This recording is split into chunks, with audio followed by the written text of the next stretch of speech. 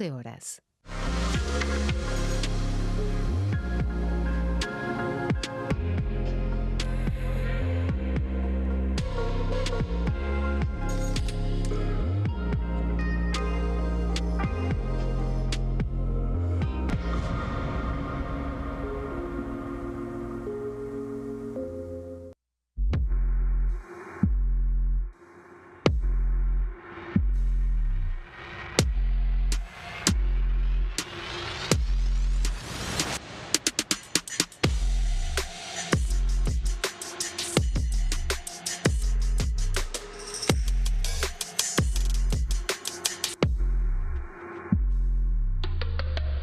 ¿Qué tal? ¿Cómo les va? Muy buenas tardes. Esta es una nueva edición del En Comisión, arrancando formalmente lo que es el trabajo legislativo en tiempo de periodo ordinario, porque bueno, la inauguración del periodo ordinario se fue el domingo pasado con el discurso del presidente,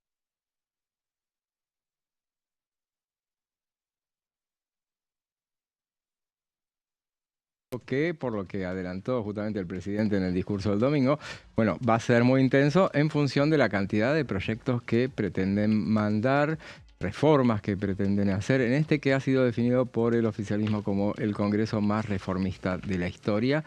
Y bueno, hoy arrancamos nada menos que con el debate de la ley de glaciares en la Cámara de Diputados, un tema que, bueno, en principio parecía que podía llegar a venir con el impulso de extraordinarias y con las intenciones de avanzar con un trámite express en la Cámara de Diputados. Bueno, no será así.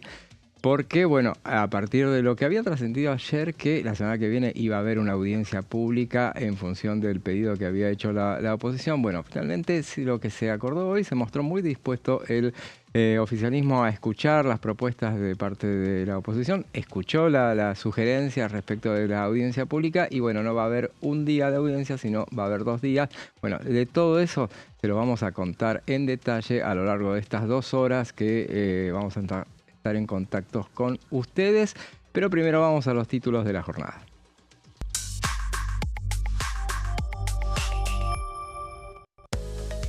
Ley de glaciares, lo que decíamos, habrá audiencia pública antes del pase a la firma en diputados.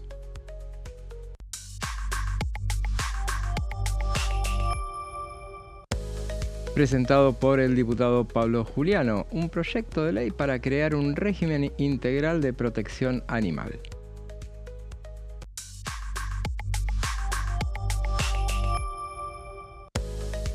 Y otro proyecto, en este caso del diputado Guillermo Michel, proponen crear el Registro Federal de Incumplidores de Obligaciones Alimentarias. Esos son algunos de los temas de esta jornada y ahora les presento a quienes me acompañan, comenzando por Martín Bravo. ¿Cómo estás, Martín? ¿Qué tal, José? Sebastián, buenas tardes. Sí, lo que contabas, esto del oficialismo de aceptar la propuesta de la oposición de hacer audiencias públicas antes de firmar el dictamen sobre la reforma de la ley de glaciares, va en contra de lo que suele pasar, ¿no? De la costumbre y del manual, si es que hay un manual parlamentario, sobre lo que hacen los oficialismos cuando tienen los votos, como presumimos que es este el caso. Por lo general lo que hacen es, bueno, acelerar los tiempos y ir al recinto lo antes posible, asegurarse la sanción de la ley. En este caso, si traducimos los votos que hubo en el Senado de los espacios políticos que avalaron la reforma y lo trasladamos a diputados, más allá de algunos matices, podemos inferir que el oficialismo tiene los votos, pero bueno, en este caso aceptó la propuesta de la oposición. Como contábamos ayer, no es un proyecto del temario de extraordinarias, posiblemente sea el proyecto que menos interés tenía concreto del oficialismo, por lo menos así lo presenta el gobierno, que es más del interés de los gobernadores de estas provincias en las que la reforma podría generar mayores emprendimientos productivos que del propio gobierno. Así que tal vez esa sea una explicación de esta anomalía, digamos, de por qué el oficialismo, si tiene los votos como pensamos, acepta esta postergación que va a ir más allá de una semana, ¿no? Así que bueno, veremos. Es el proyecto que que quedaba pendiente del temario de extraordinarias y que va a seguir pendiente un tiempito más.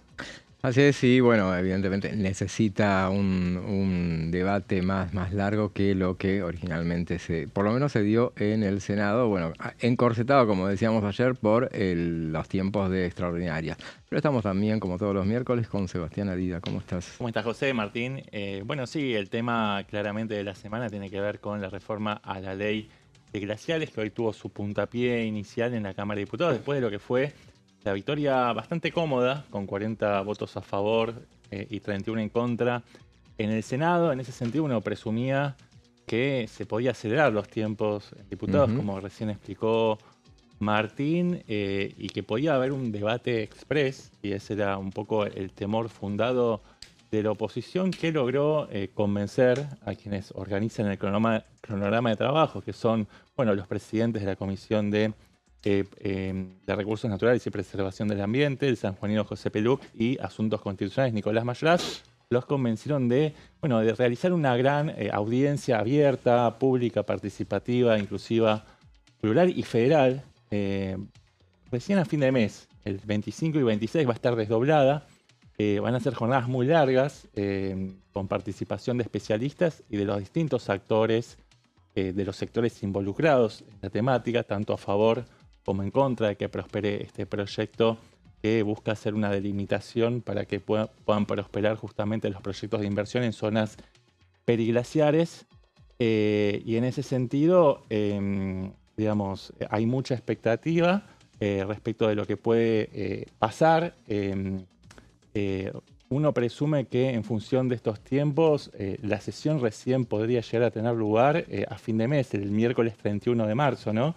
Si recién el día 25 y 26 de marzo van a ser estas audiencias, seguramente, perdón, 24 y 25, ¿no? No, está bien la fecha, pero digo, te falta el dictamen. Dale un día para el dictamen. Bueno, pero el dictamen en la Cámara de Diputados, vos sabés que se puede firmar un día y al día siguiente abrir el recinto, así que bueno, se abre un poquito el juego. Tengo entendido que también esta demora tiene que ver con razones de política exterior, paradójicamente. El presidente Javier Milei, bueno, todos sabemos que va a encabezar el Argentina Week, que es un evento, un roadshow de inversiones organizado por la Embajada Argentina en Estados Unidos, en Washington. Va a tener lugar en Nueva York. Va a haber una conferencia, va a ser en la sede de la JP Morgan. Van a haber CEOs globales de empresas del más alto nivel, como Dow, Pfizer, Pan American Energy y demás. La idea es captar inversiones, ¿no? Presentar, por ejemplo, la reforma de la ley de glaciares, la media sanción en el Senado, como carta de presentación imán para poder captar mega inversiones para correr la frontera de los minerales críticos. Hay mucho interés por parte de los inversores internacionales en minerales como litio, también el cobre y, por supuesto, también hidrocarburos. También la reforma de modernización laboral también es una carta de presentación, así que en ese marco se entiende también que se estiren un poquito los plazos para la sanción de este proyecto, que ya tiene media sanción en el Senado.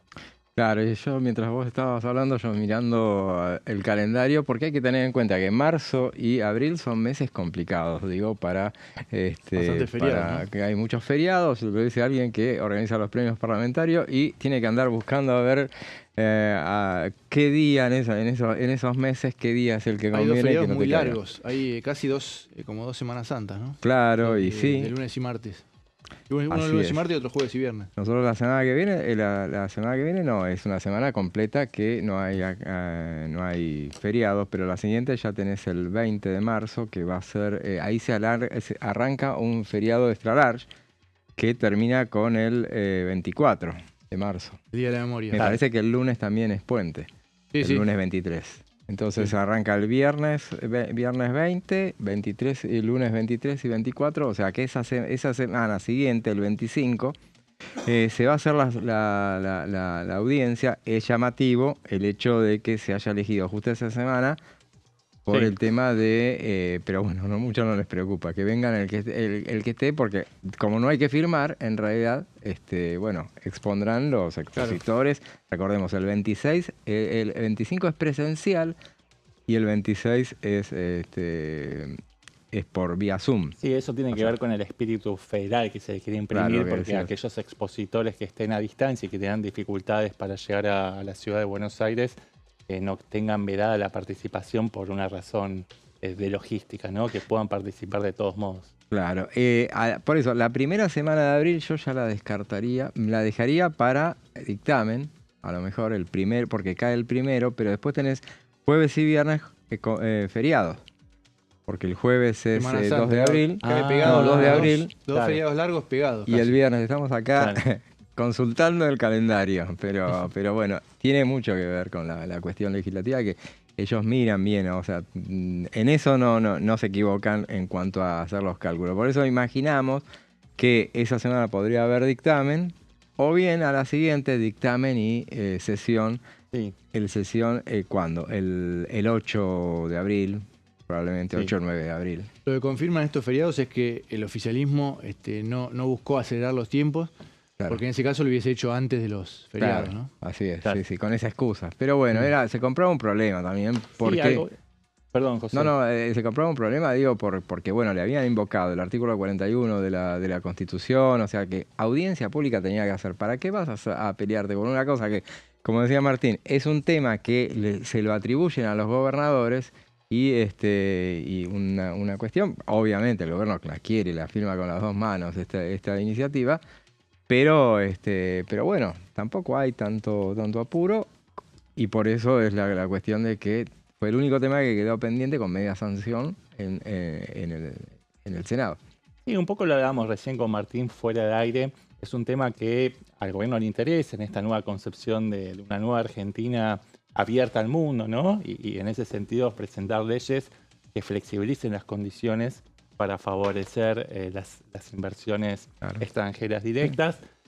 Pero es un tema por el cual presionaron mucho los gobernadores. Sí. Entonces, esta idea de estirar los tiempos también tiene que ver con ofrecer este tema como moneda de cambio para después exigir que los gobernadores, bueno, retribuyan con adhesiones a proyectos que todavía no están sobre la mesa. O sea, hay una insinuación de cuáles son los proyectos que se van a estar presentando en los próximos meses, pero todavía no lo tenemos firme, digamos, cuáles van a ser los proyectos que se van a impulsar en el primer trimestre a partir del inicio de este año ordinario.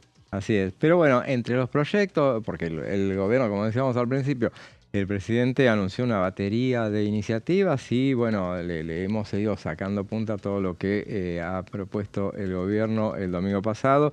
Hay reformas en todos los rubros, y hay reformas en educación, por ejemplo, que es de lo que habló es de la transformación de la educación inicial, primaria y secundaria con foco en lectocomprensión, matemática y renovación curricular. Ese tema en particular, que es una de las cuestiones que salió del Consejo de Mayo, es uno de los proyectos que, si ustedes se fijan en Mi Argentina, ahí van a encontrar justamente las propuestas que hay, iniciativas que hay para determinadas cuestiones, y para la educación es ese el proyecto.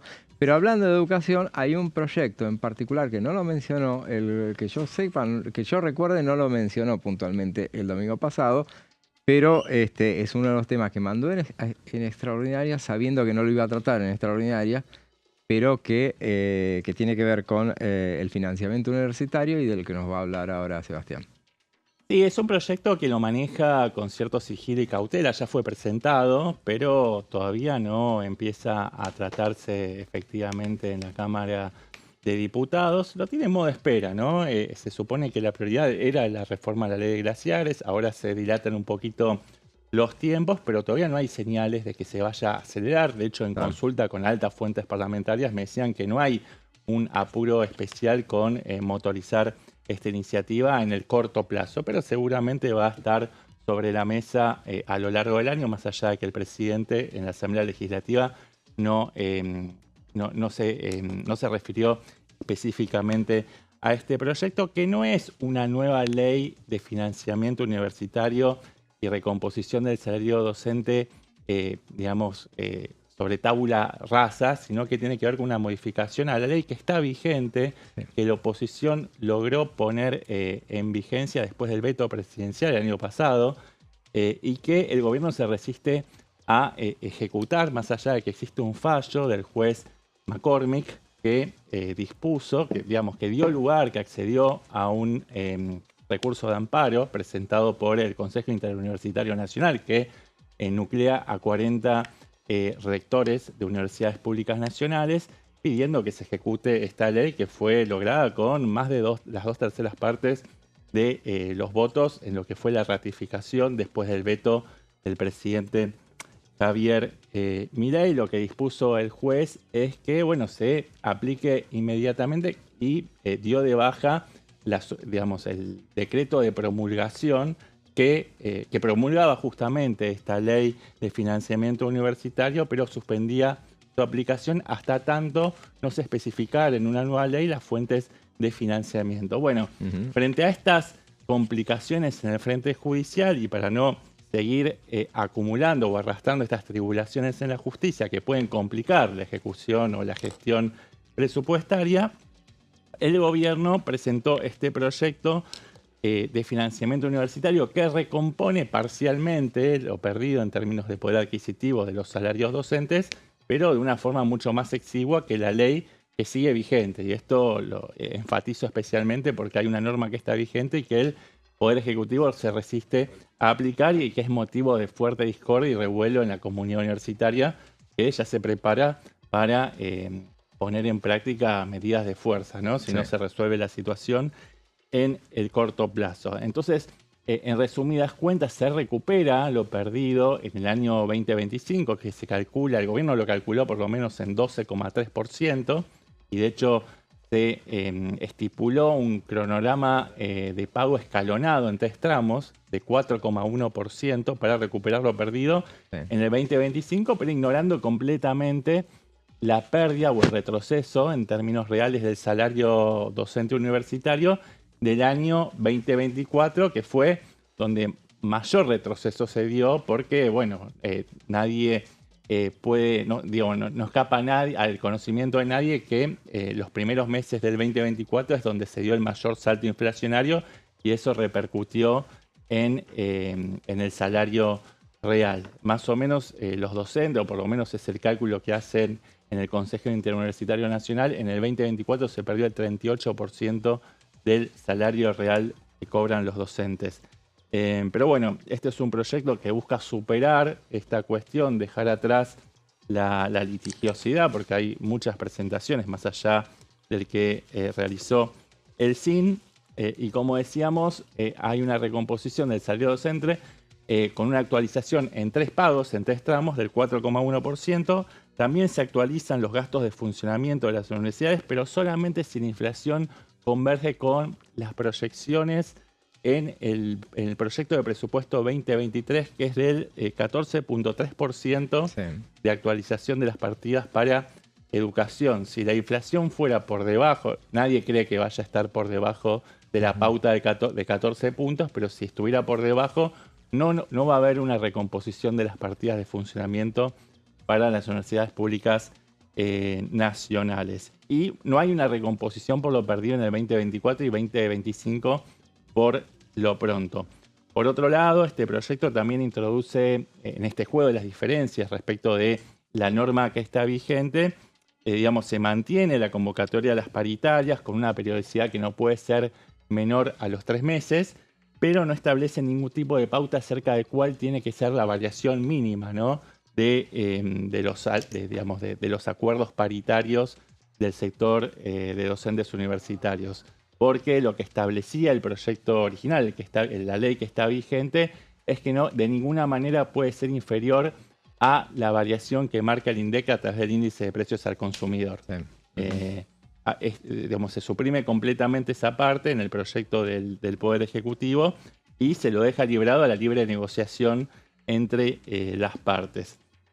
Por último, en cuanto al financiamiento, se establecen que las fuentes de financiamiento son el presupuesto nacional, las partidas presupuestarias, y también se agrega obligaciones del Tesoro. Esto es un punto también bastante crítico, que fue bastante cuestionado por la comunidad docente universitaria, ya que la ley vigente solamente establece como fuente legítima de financiamiento el presupuesto nacional, y en todo caso, si hubiera un exceso de recaudación respecto de los ingresos corrientes con respecto a las erogaciones, eso se puede utilizar para financiar la educación, la educación superior, pero de ninguna manera se pueden utilizar obligaciones del Tesoro Nacional. Por otra parte, se estableció un monto fijo de 80.000 millones para el sistema universitario de salud, ¿no? Por ejemplo, los hospitales universitarios que forman parte de la órbita, por ejemplo, ¿no?, de la Universidad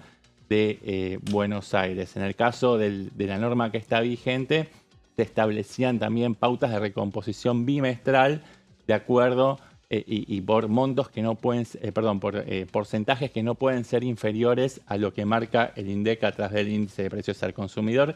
Esa es otra de las diferencias entre el proyecto del Poder Ejecutivo, que es más moderado en términos de recomposición y de actualización de salarios y de partidas, que la norma que está vigente. Lo que busca el Poder Ejecutivo es, por un lado, sortear la cuestión judicial, pero también al mismo tiempo generar un ahorro que le permita cumplir con las metas y que le permita cumplir con el objetivo, que es armonizar las necesidades de las universidades nacionales con las reales posibilidades de financiamiento.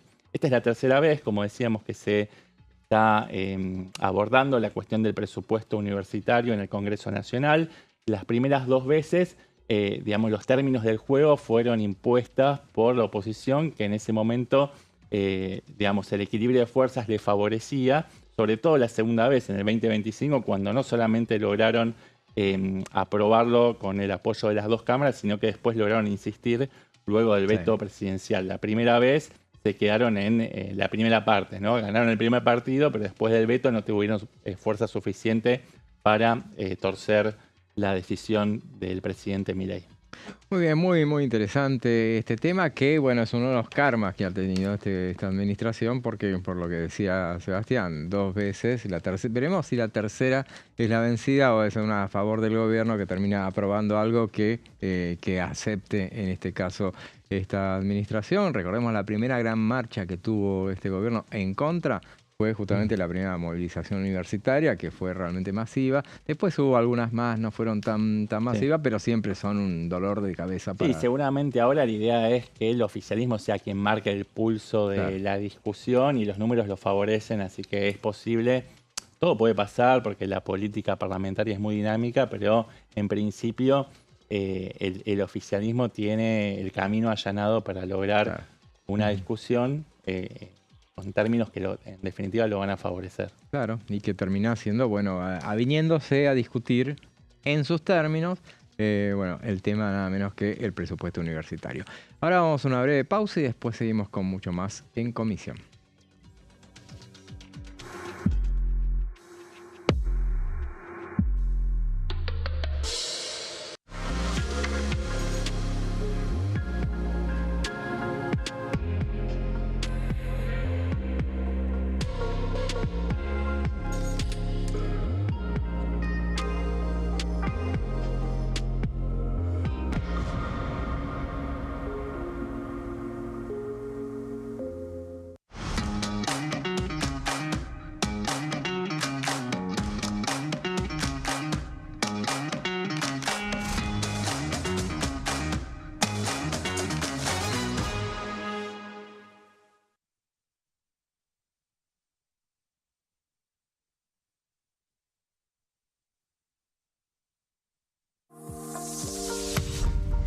¿Qué función cumple el Congreso? El Congreso ejerce su función legislativa a partir de la deliberación y sanción de leyes que busquen el bien común de todos los habitantes. Durante 2024 se sancionaron 44 normas de enorme trascendencia, como la Ley Bases y Puntos de Partida para la Libertad de los Argentinos, la Ley de Medidas Fiscales Paliativas y Relevantes y la Boleta Única de Papel. La Constitución Nacional determina las atribuciones del Congreso, las cuestiones sobre las cuales puede y debe legislar, así como sus limitaciones. También establece la relación entre los distintos poderes, que es fundamental para equilibrar el sistema republicano. Además de legislar, el Congreso tiene la función de ejercer el control del Poder Ejecutivo. Entre otras atribuciones, ese control incluye el pedido de informes, las interpelaciones, la actuación de la Auditoría General de la Nación, dependiente del Congreso, la posibilidad de solicitar juicio político y la aprobación de las cuentas de inversión. Desde la reforma constitucional de 1994, el jefe de gabinete de ministros tiene la obligación de concurrir periódicamente al Congreso para informar acerca de la marcha del gobierno. Este informe se realiza alternadamente en cada Cámara del Congreso.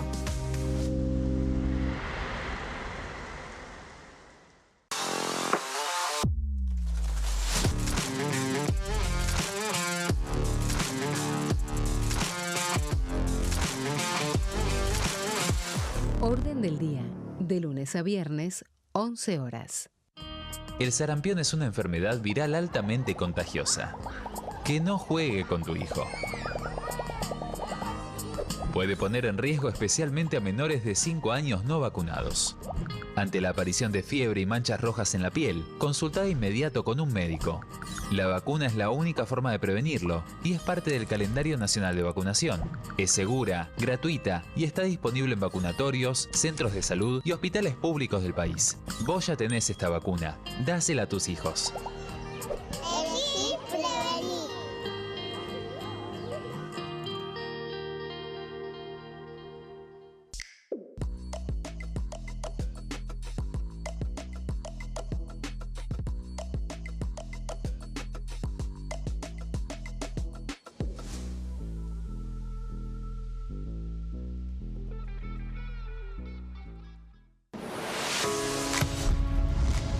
¿Cómo funciona el Congreso?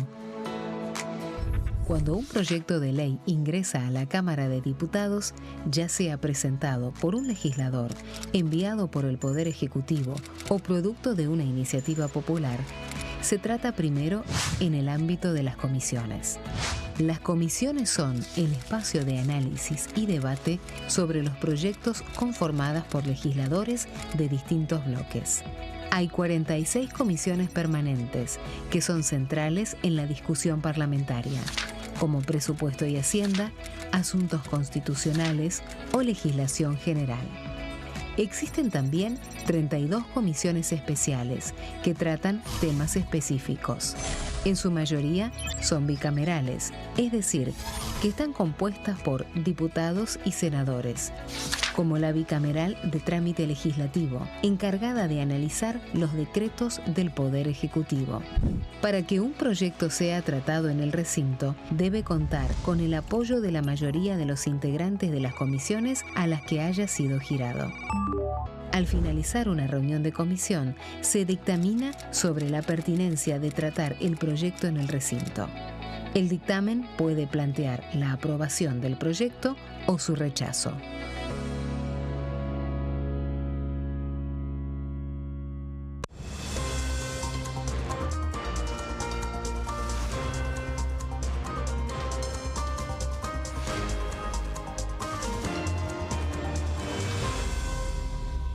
Consenso, de lunes a viernes, 12 horas. ¿Cómo funciona el Congreso? Las sesiones son el espacio donde los diputados debaten proyectos de ley para su aprobación, modificación o rechazo. En una misma sesión pueden tratar varios proyectos de ley. Las sesiones ordinarias comienzan el 1 de marzo, cuando el presidente de la Nación inaugura el periodo ante la Asamblea Legislativa y se extiende hasta el 30 de noviembre. El Poder Ejecutivo puede convocar a sesiones extraordinarias o prorrogar las sesiones ordinarias. La sesión es dirigida por el presidente de la Cámara de Diputados, que administra el uso de la palabra y las distintas instancias del funcionamiento.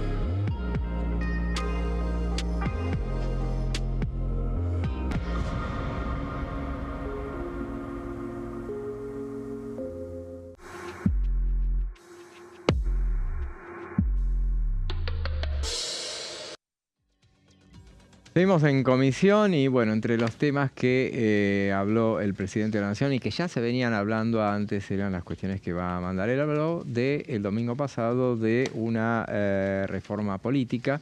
De la reforma política no dio muchos detalles, pero los detalles ya se conocían. Hay intenciones de cambiar el tema del financiamiento de los partidos políticos y sobre todo y en principio avanzar sobre las elecciones primarias.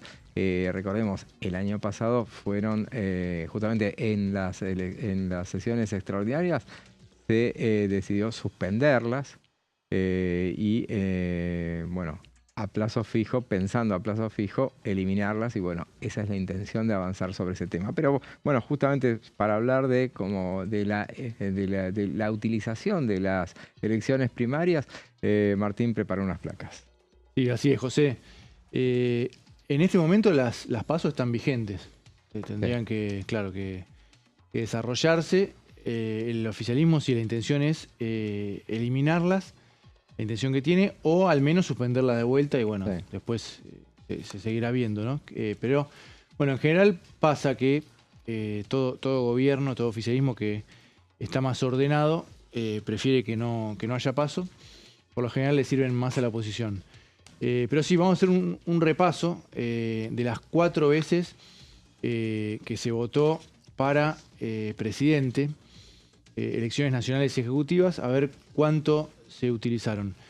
De las 4, ya podemos adelantar que en 2 hubo competencia, claro, y en 2 no. En ese sentido, un empate 2-2.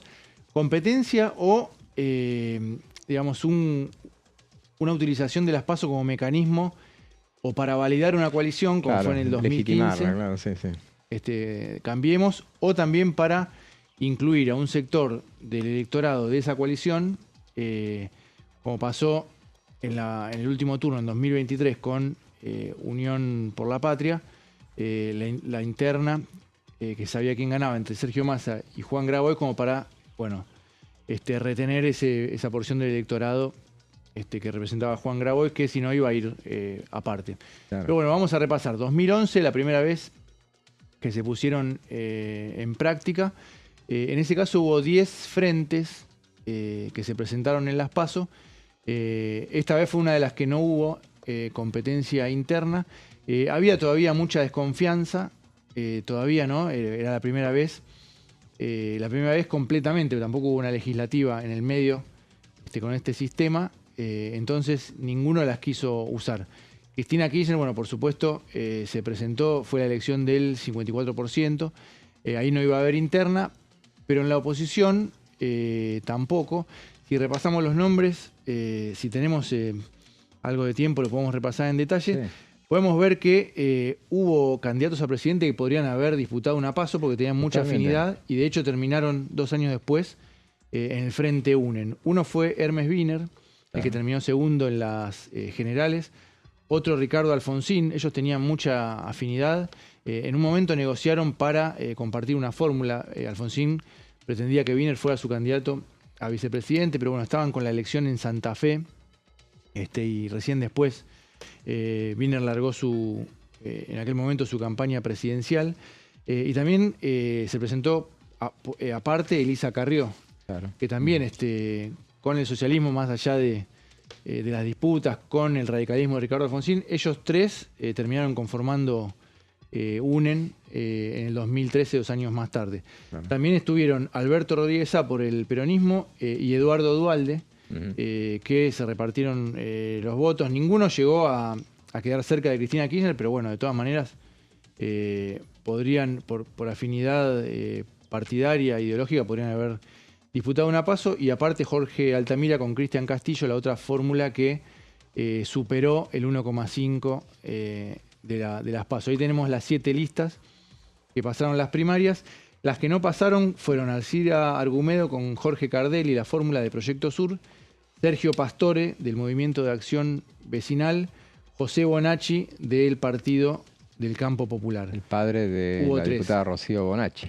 Ah, mirá, no me acordaba de ese dato. Claro que estuvo acá, ¿no? Claro, y hay que tener... en esa primera elección que pusieron en marcha en esa oportunidad, sirvió las PASO para anticipar lo que podía llegar a pasar, el hecho de que, bueno, es una suerte de gran encuesta y que sirve como altera las cuestiones a partir de entonces del resultado de entonces. Esa vez había ganado con tanta ventaja Cristina Fernández de Kirchner que después desmotivó a lo que era la oposición. Había sacado mucha ventaja a Alfonsín, habían salido segundos Alfonsín y Duhalde peleando cabeza a cabeza. El voto opositor no estaba para nada claro.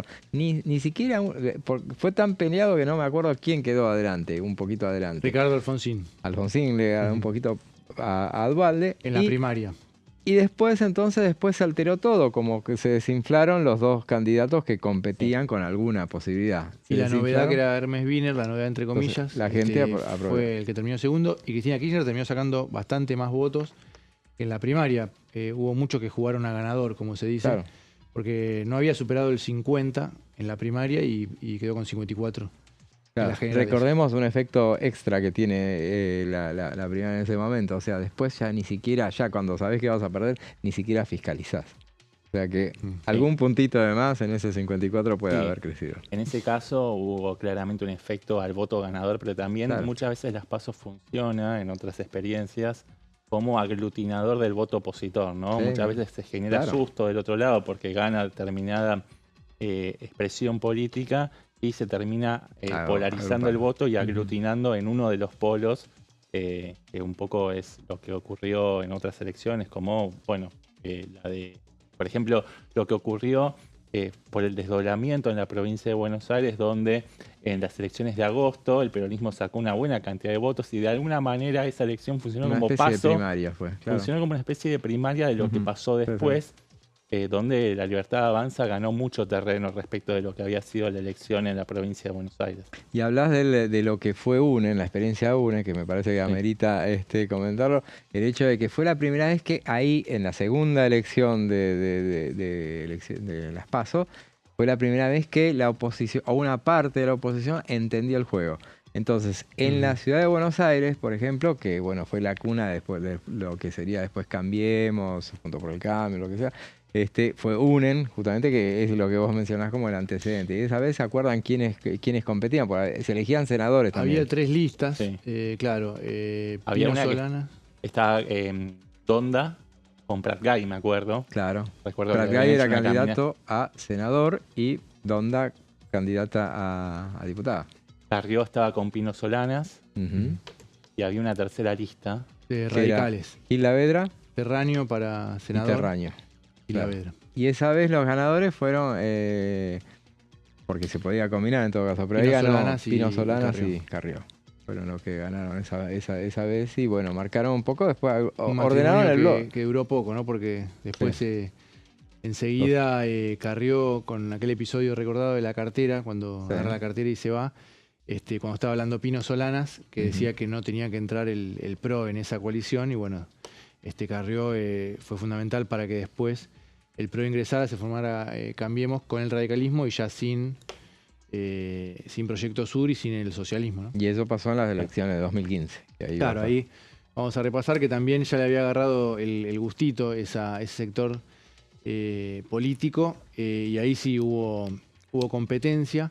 Se presentaron 11 frentes y 3 con competencia, como decíamos antes, entre comillas, ¿no? Fue una manera para Cambiemos de validar a Mauricio Macri como candidato a presidente con Ernesto Sanz por el radicalismo y la propia Elisa Carrió, que sacaron realmente poco. Dentro de la alianza, Mauricio Macri sacó el 81% de los votos. Ernesto Sanz, que iba con Lucas Lach, de candidato a vicepresidente, el 11%. Insistimos, dentro de la de Cambiemos, que había sacado en total 28, ¿no? Claro. Y Elisa Carrió con Toti Flores, 7%. También hubo competencia en el frente Massa, que ¿no? Integraba, claro, Sergio Massa, que sacó el 70% de los votos de la interna. Ellos sacaron 20,56 en total. Le ganó a José de la Sota, cordobés. Iba con Claudia Rucci en la fórmula. que sacó el 30% dentro de esa alianza. Y después hubo también competencia en la interna, esta sí fue una competencia real. Nicolás del Caño y Miriam Bregman, los dos diputados actuales, le ganaron con el 51% a Jorge Altamira y Juan Carlos Giordano, que sacó el 49%. En el frente de izquierda, ese triunfo de Del Caño y Bregman generó un quiebre, porque después el Partido Obrero se partió, se fracturó. Jorge Altamira formó Política Obrera a partir de esas PASO que terminó mal. Fue una experiencia también el tema de las PASO. Recordemos que se le ocurre a Néstor Kirchner a partir de la derrota que fue de 2009. Después vamos a ahondar sobre esa cuestión, pero en esa oportunidad, cuando las PASO, una de las cuestiones que tiene y que se va a escuchar durante el debate que se va a hacer es que hay muchos proyectos, hubo durante todo este tiempo, de reformularlas las PASO. De modo tal que tengan mayor efectividad, pero bueno, originalmente la intención era de Néstor Kirchner era aglutinarlo y que evitar que fugas, sobre todo en el peronismo. La dispersión del peronismo, claro. Claro, que entonces el que competía en las PASO después no podía irse por otro lado. Quedaba inhabilitado. Lo que pasaba era que, bueno, los que querían competir por afuera directamente iban por afuera, como pasó en esta elección con Sergio Massa. Claro. Si Massa hubiese competido dentro de las PASO, dentro del frente, bueno, posiblemente se le hubiese complicado mucho más a Mauricio Macri, porque acá tengo los porcentajes. Macri, si sumado el porcentaje de Scioli con el porcentaje de Massa, hubiesen ganado en primera vuelta. Claro. Sí. No hubiese habido un balotaje. También te pueden decir otro Massa, ¿no? En ese momento Sergio Massa, que no quería juntarse con él. Llegaba al punto del balotaje, terminó inclinándose por Mauricio Macri por sobre Daniel Scioli, ¿no? Claro. Sí, Massa se había ido del peronismo, de lo que era el Frente para la Victoria en ese momento, ya en 2013, ¿no? Claro. Pero aparte, un detalle que, bueno, un detalle que no tiene y que muchos quieren que tengan, que se reformulen las PASO y que puedan llegar a tener, es que se armen las listas después de las PASO. La fórmula, claro. Porque yo escuchaba Massa contra De la Sota, y bueno, si después de la elección esa que de la primaria se hubiera reformulado la lista en cuanto a que ir Massa candidato y De la Sota como vice, no sé, obviamente no hubiera cambiado nada. Gustavo Sáenz, que en ese momento no era gobernador, era intendente de Salta. Claro, entonces de esa manera muchos se preguntan y podría ser otro formateo de las PASO, porque en las ciudades así. Claro, en la ciudad se arma la lista jefe después. De gobierno se elige después. Claro.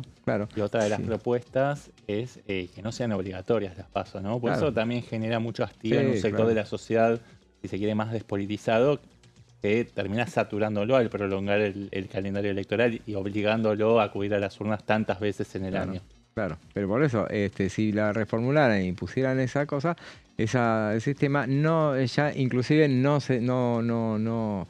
generaría la posibilidad de que se replicara el resultado o se ampliara el resultado de las PASO en las presidenciales, o las elecciones el argumento generales. En contra es que ahí, si no es obligatorio, podría haber, después hay que ver si sucede o no, pero podría haber que los votantes de un espacio político intervengan en la interna de otro partido. También puede ser. Como para dejar afuera. Sí. Suena raro, ¿no? Pensar que puede haber una organización así, pero bueno. Puede haber, pero no masiva. Sí, me parece muy tirado de los pelos el argumento. Claro. O sea, no me parece. Sí, de todos modos puede pasar, pero requiere de una organización. No sé. Sí, es difícil para hacer. Bueno, vamos a 2019. Una cosita más de 2015, los que no pasaron. Víctor de Genaro, porque esto es importante también porque sobre todo lo que pasó en 2023, que proliferaron, hubo muchos candidatos a presidente.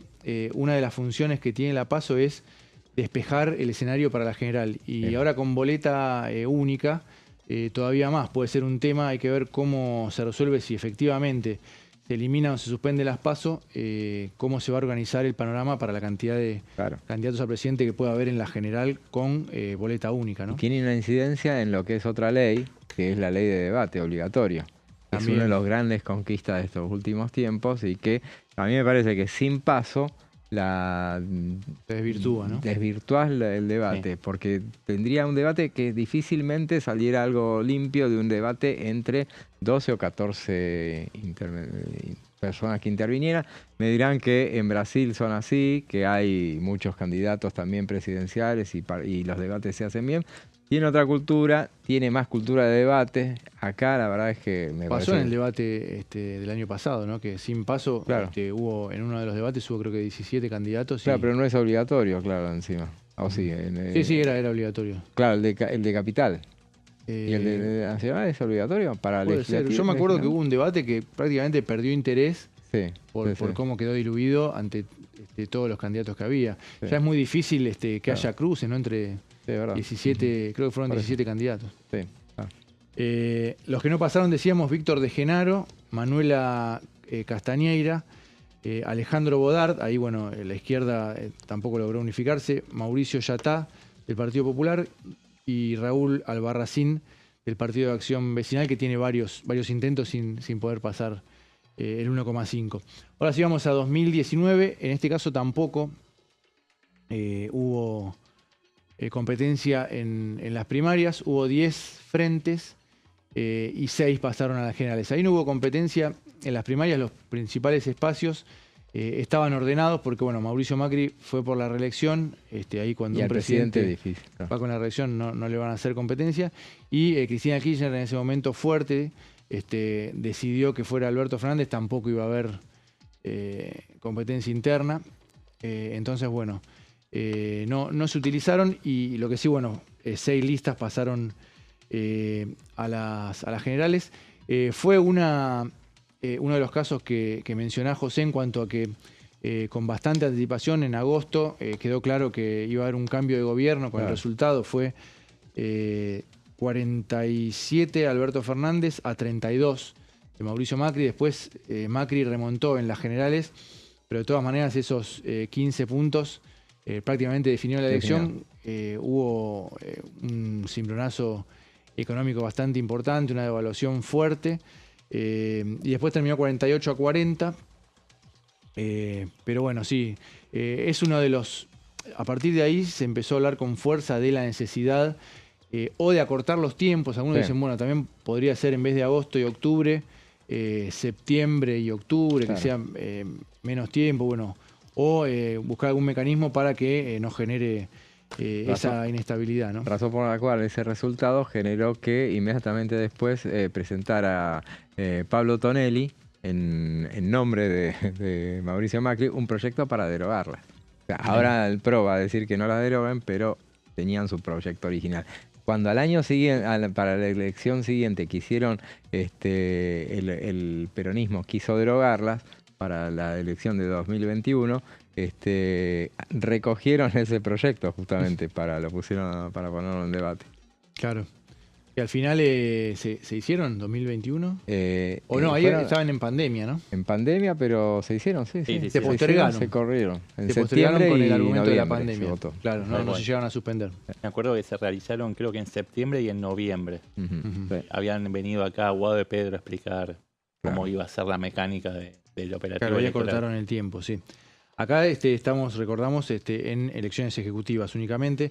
Los que no pasaron en 2019 fueron Manuela Castañeira de vuelta, del Nuevo Más, Alejandro Biondini, del Frente Patriota, Raúl Albarracín de vuelta, del Movimiento de Acción Vecinal, y José Romero, que se presentó, en ese caso José Romero Feris, por el Partido Autonomista.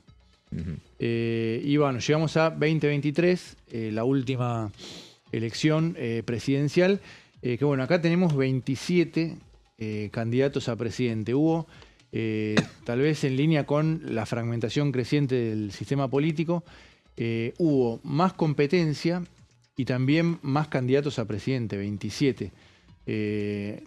Va a tener que ver el Congreso y el sistema político qué es lo que resuelve en caso de que no haya paso, porque bueno, con 27 candidatos, tanto para el debate como para lo que va a ser la boleta única, claro, va a ser complicado, más las opciones para diputados y para candidatos a senadores también en los casos, en las provincias que haya, ¿no? Bueno, ahí tenemos 15 frentes, pero 27 candidatos porque hubo algunos frentes con 4 o 5 candidatos. Tenemos, bueno, Juntos por el Cambio, la interna recordada entre Patricia Bullrich y Horacio Rodríguez Larreta. Unión por la Patria, lo que contábamos al principio, Sergio Massa y Juan Grabois, más que nada para contener un sector de esa coalición. El FIT también tuvo su interna con Bregman, que le ganó con un 70% a Gabriel Solano y Vilma Ripoll. Esas son los tres frentes que tuvieron competencia y pasaron a la general. Después hubo otros 4 frentes que tuvieron competencia y así todos no llegaron, porque ni entre todos se suman los porcentajes, pero ni entre todos llegaron al 1,5. Principios y Valores, con Guillermo Moreno y otros 4 candidatos, sacaron en total 0,7. Movimiento Izquierda, Juventud y Dignidad, Santiago Cuño y Raúl Castells, en total 0,3.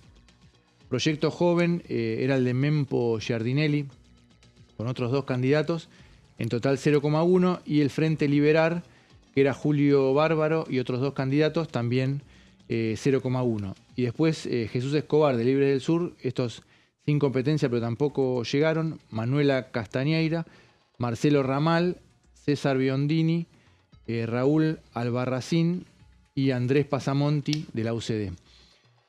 Todos esos candidatos, en caso de eliminarse las PASO, podrían competir en la general. Así que bueno, hay que ver cómo se define esa cuestión. Esto para candidatos a presidente, ¿no? Después tuvimos para candidatos a gobernador en la provincia de Buenos Aires, ya otra jurisdicción, la recordada interna del peronismo entre Julián Domínguez y Aníbal Fernández, claro. O en 2023 también Diego Santilli y Néstor Grindetti. Y para diputados y senadores hubo varias internas importantes en las provincias, Santa Fe, Córdoba, provincia de Buenos Aires. Pero bueno, va a ser uno de los debates en las próximas semanas o meses, ¿no? Seguramente así será, porque bueno, insistimos, los que están en el oficialismo, obviamente, como suele suceder, no quieren que haya pasos, y los que están en la oposición normalmente los ordena. Es lo que va a suceder ahora. Ya lo habían anticipado los socios principales del oficialismo, los del PRO, que no querían la eliminación, que aceptaban la suspensión para la elección pasada, pero para la próxima ya claramente no la quieren. Es más, quieren proponerle una interna presidencial al gobierno, a lo mejor al mismo presidente. Pero bueno, no sé, no nos adelantemos tanto. Seguramente va a dar mucha tela para cortar, mucho debate va a haber en torno a eso. Y uno dice, con lo que pasa, le está pasando al gobierno, que trata de no llegar al recinto cuando no tenga la certeza de los votos. Entonces, a lo mejor en el interín termina negociando, si ve que no están los votos, para hacer una modificación de las PASO, pero que las haga más competitivas a lo mejor, o alguna variación que cambie los tiempos. Hay muchísimos proyectos que se han presentado en todo este tiempo y que se pueden llegar a utilizar. Vamos a otra pausa y después seguimos con más en comisión.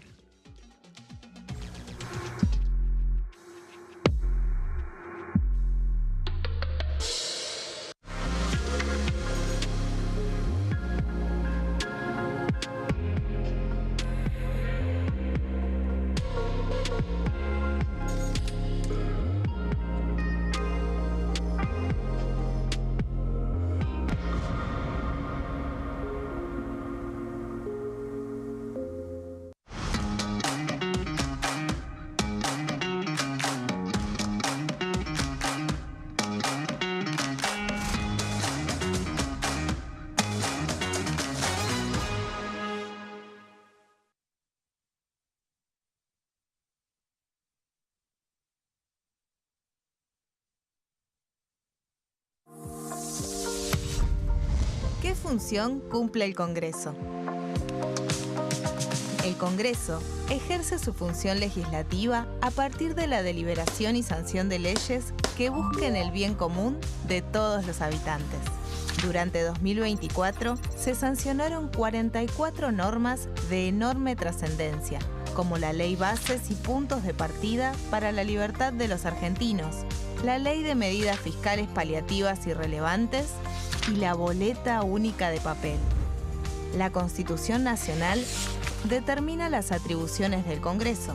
las cuestiones sobre las cuales puede y debe legislar, así como sus limitaciones. También establece la relación entre los distintos poderes, que es fundamental para equilibrar el sistema republicano.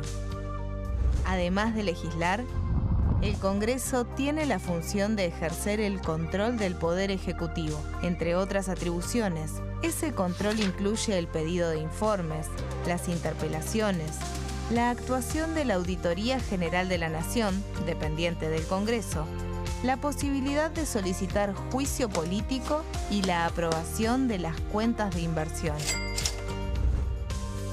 Desde la reforma constitucional de 1994, el jefe de gabinete de ministros tiene la obligación de concurrir periódicamente al Congreso para informar acerca de la marcha del gobierno. Este informe se realiza alternadamente en cada Cámara del Congreso.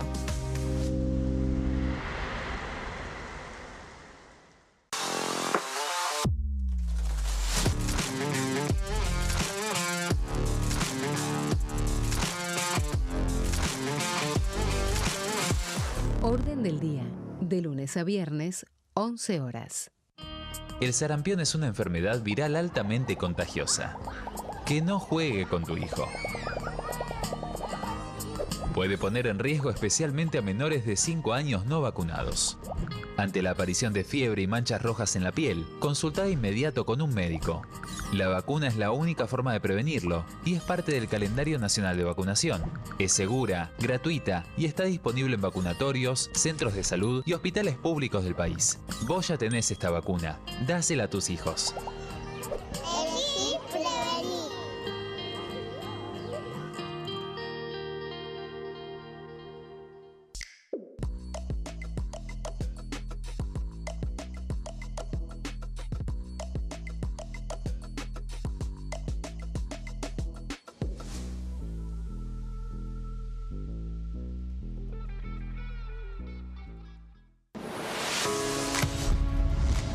¿Cómo funciona el Congreso?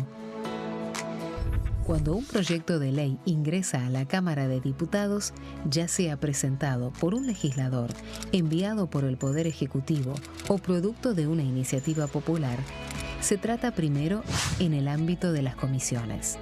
Las comisiones son el espacio de análisis y debate sobre los proyectos conformadas por legisladores de distintos bloques. Hay 46 comisiones permanentes que son centrales en la discusión parlamentaria, como Presupuesto y Hacienda, Asuntos Constitucionales o Legislación General.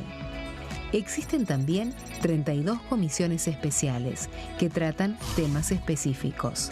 En su mayoría son bicamerales, es decir, que están compuestas por diputados y senadores, como la bicameral de trámite legislativo, encargada de analizar los decretos del Poder Ejecutivo.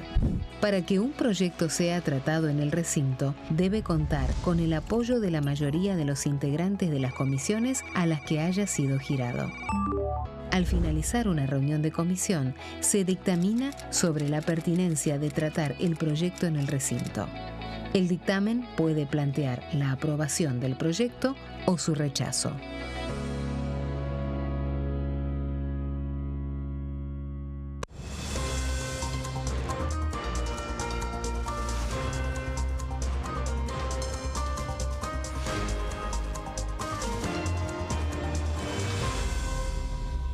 Consenso, de lunes a viernes, 12 horas.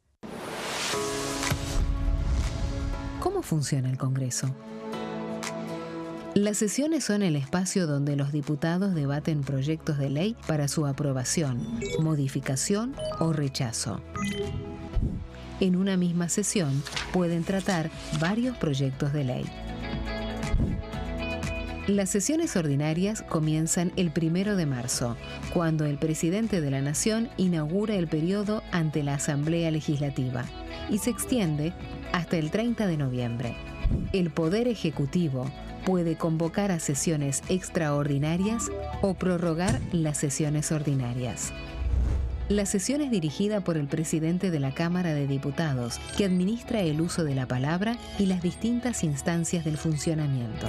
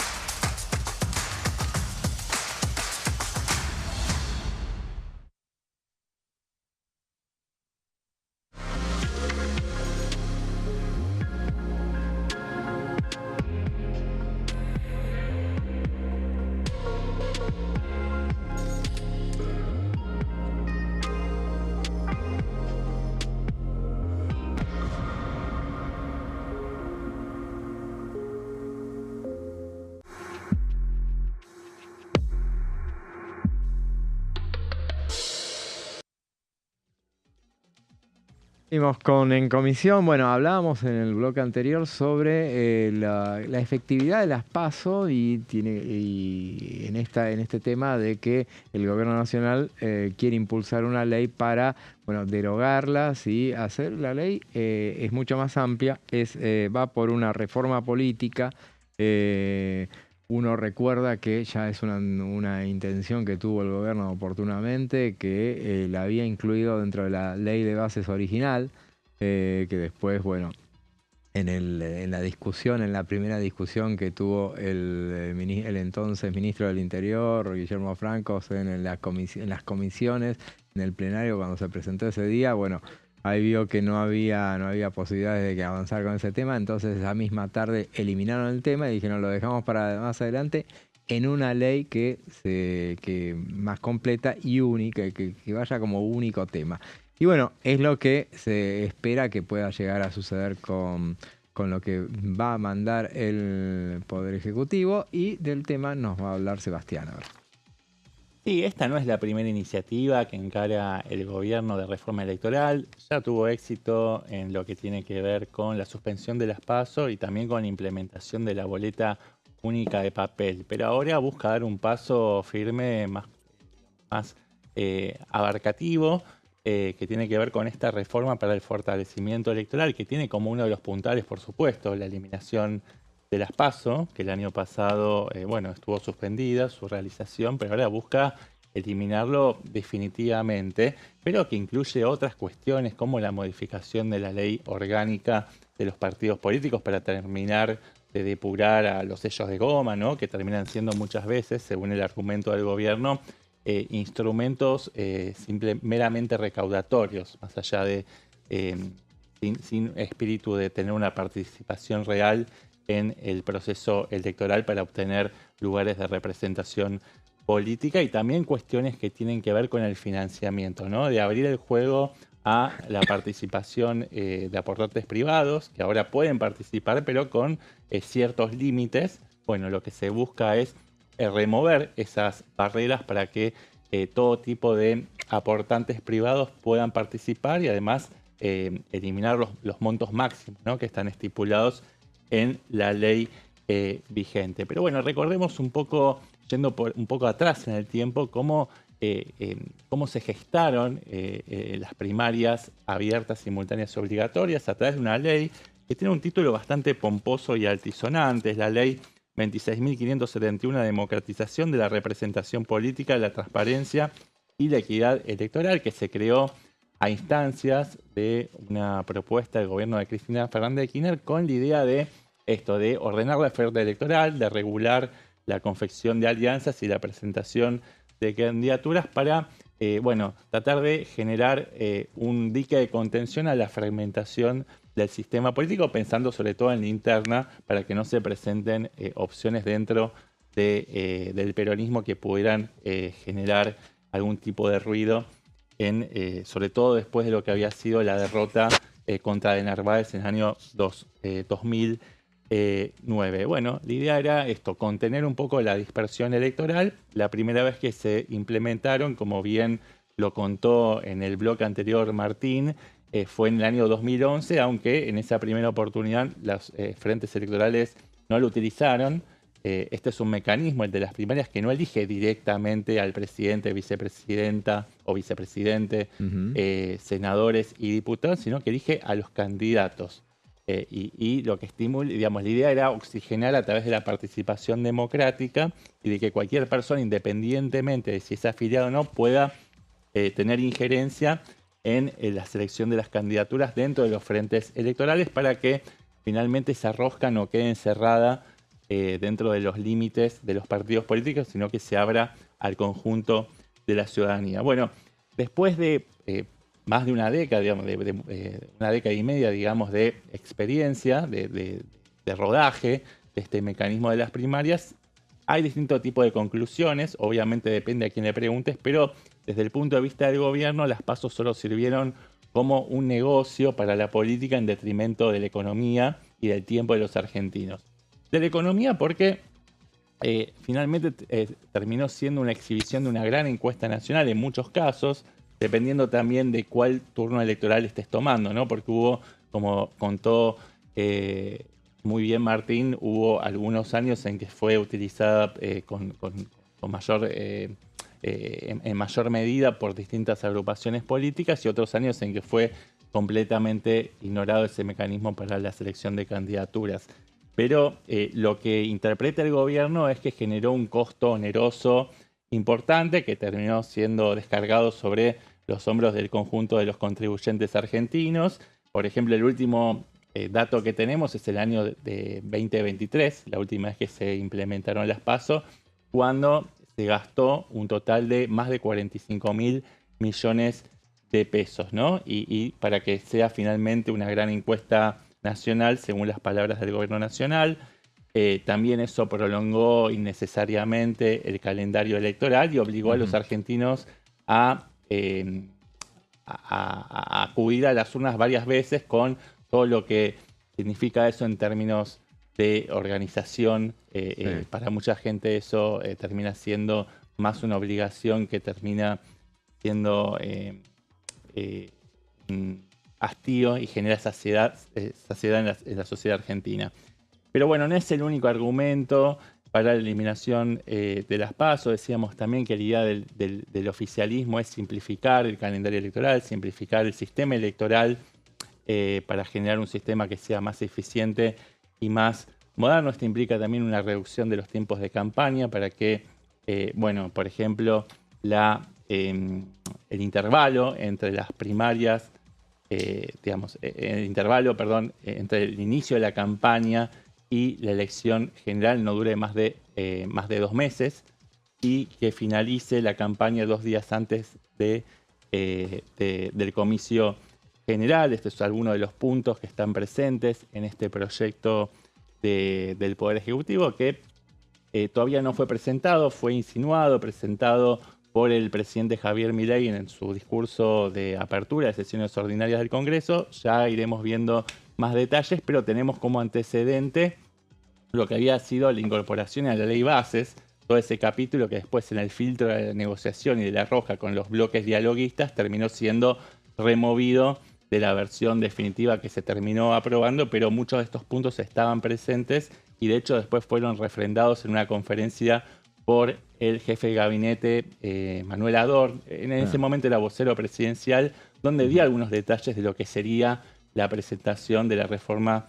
electoral, así que uno interpreta que muchos de estos puntos van a ser copiados y pegados en este nuevo proyecto que todavía no se presentó, pero que estamos a la expectativa de que así se produzca en el correr de los próximos, en el transcurso de los próximos meses. Ahí, Sebastián, lo que decís de las campañas, de achicar la duración de las campañas, bueno, eso, como sabemos, tiene un efecto, digamos, muy poco concreto y difícil de controlar, ¿no? Porque las campañas prácticamente son permanentes y de hecho algunos hicieron la lectura de que tanto Javier Milei el domingo como Axel Kicillof el lunes arrancaron prácticamente con las campañas o por lo menos hicieron un posicionamiento fuerte sobre la estrategia que tienen, el posicionamiento que van a tener y las intenciones, ¿no? Kicillof, con la apertura de sesiones, bueno, habló de lo nacional, confrontó con Milei. Milei, bueno, todo el tiempo también confrontó con el kirchnerismo. Y bueno, la campaña formal va a empezar el año que viene, unas semanas antes de, si hay paso de las PASO, de las generales. Pero ya podemos ir, algunos dicen también después del Mundial, que va a ser a mitad de año, ya arranca la pelea electoral. Claro, ¿no? y sí, la verdad. Eso, digamos, la ley lo puede acotar, pero... Sí, hay cuestiones de posicionamiento político que escapan a las cuestiones más formales de la legislación. Lo que puede haber cambios es en cuanto a la publicidad electoral, eso sí, ¿no? Sí. Sí, por supuesto. Uno de los puntos de este proyecto, está bueno que me hagas pie, Martín, en ese aspecto, tiene que ver con la eliminación de la obligación de ceder espacios de comunicación audiovisual para cada una de las agrupaciones políticas. Ese era otro de los puntos que visibilizaba el proyecto, la ley, mejor dicho, que introdujo el gobierno de Cristina Fernández de Kirchner con el voto de la mayoría del Congreso de la Nación que era que cada uno de los frentes electorales tuviera espacios en los medios de comunicación audiovisuales para poder presentar sus propuestas en los tiempos de campaña. Eso se considera un exceso normativo por parte del gobierno nacional que busca eliminar esa obligación que tienen los medios de comunicación de ceder sus espacios para que los partidos políticos puedan transmitir. Una respuesta también a la campaña de Narváez, ¿no? Que había inundado con publicidad esa elección legislativa del 2009. Lo que dice el gobierno es eso, y lo que dicen los que defienden el sistema actual es que sería también volver a privatizar la campaña, ¿no? Con muchas asimetrías entre los que pueden costear los anuncios y los que no. Tal cual, sí, porque el proyecto del Poder Ejecutivo, del cual todavía no tenemos los detalles más finos, pero que uno presume que lo que busca es eliminar los topes al financiamiento privado, que cualquier tipo de aportante, sea una persona física o persona jurídica, pueda generar mecanismos de financiamiento para los partidos políticos, cosa que ahora está mucho más regulado. Hay controles mucho más estrictos en ese sentido, con montos máximos. Además, no cualquier tipo de aportante puede vincularse a los partidos políticos en contextos electorales. Con lo cual sí, hay un desplazamiento de paradigma, ¿no? De un paradigma de financiamiento público con una visión de equidad, ¿no? De que todos los partidos políticos, independientemente de si tienen más acceso al mercado, puedan también tener espacios de publicidad que de otra manera lo tendrían que costear con su propio bolsillo, y no todos tienen esa posibilidad, a un sistema donde termina primando las posibilidades, la espalda con que cuente cada frente electoral de costear y de afrontar financieramente su propia publicidad. Obviamente esto tiene mucho más sintonía y afinidad con la impronta que tiene el actual gobierno libertario, ¿no? Pero otro de los puntos, y lo adelantaba también en el principio de esta exposición, tiene que ver con depurar el sistema electoral de los sellos de goma, ¿no? Los llamados sellos de goma, que son partidos políticos que aparecen cada 2 años o cada 4 años para recaudar justamente el financiamiento estatal, y que después no tienen ningún espíritu de participación en el proceso electoral, simplemente aparecen ahí como para receptar esos recursos provenientes de las arcas públicas.